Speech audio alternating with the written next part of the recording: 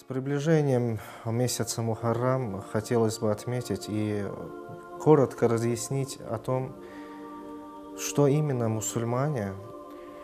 Gerek ki sadece Muharremlikte değil. İmam Hüseyin bizi sadece Muharremlikte ibadet etmemiz için veya dua etmemiz için savaşmadı. İslam'ı ayakta tutmak için savaştı. Вот и близится месяц Мухаррам, один из особенных дней, один из 4 месяцев. И одним из 4 месяцев является этот месяц Мухаррам. Katika mwezi wa Muharram unapotangazwa, inawajibika sisi Waislamu kwamba tujumuike pamoja ili tuwe na zile huzuni pamoja kama Ahlul Bait alayhim salam, ambao katika hadithi ya Mtume sallallahu alaihi wasallam kusema tunafurahika pamoja na waumini na pia tunahuzunika pamoja na waumini. Yani wale wapenzi wa Ahlul Bait alayhim salam huwa katika mwezi wa Muharram ni lazima wawe na huzuni. تصف شهر محرم الحرام بصفة الحزن والعزاء على الإمام الحسين عليه السلام، لأنه حدثت فيه حادثة كربلاء الأليمة التي يعني ألمت قلوب كل الناس. Geldi Muharrem günü, yine matem günüdür. Ehli müminler için qüssə günü, qəm günüdür.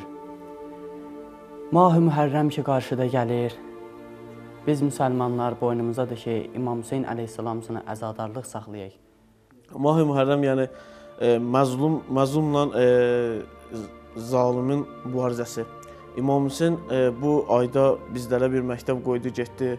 Yəni bu məktəbdə bizlər məzlumla zalimin mübarizəsi və bu zalimə necə qalib gəlməyin bizə öyrədib getdi. Və hər kəs bu Muharrem ayında bunun fəlsəfəsinə baxanda Muharrem ayının bir çox şeylər öyrənib biz zalimlə mübarizə aparıb və qalib gəlməyimizdən. According to me, in my opinion,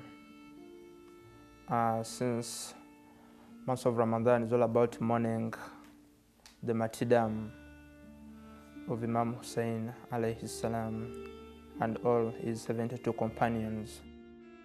Yəni İmam Hüseyin aleyhissalam bizim üçün nümunədir ki, bais olubdur İslam dini yer üzündə qala.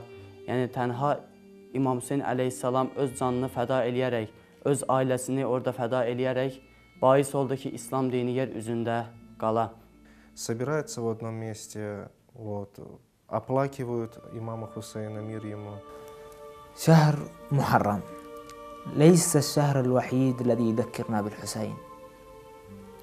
وأشوف في بعض البلدان وبعض المؤمنين يركزون على شهر محرم فقط في هذا الشيء، فتذكر الإمام الحسين، تذكر مصائبهم، مع أنه شهر محرم هو فقط كان بداية ثورة مستمرة لحد الآن، مستمرة، والذي بيحدث في اليمن، في البحرين، في العراق، في سوريا مصداقا لهذا الكلام.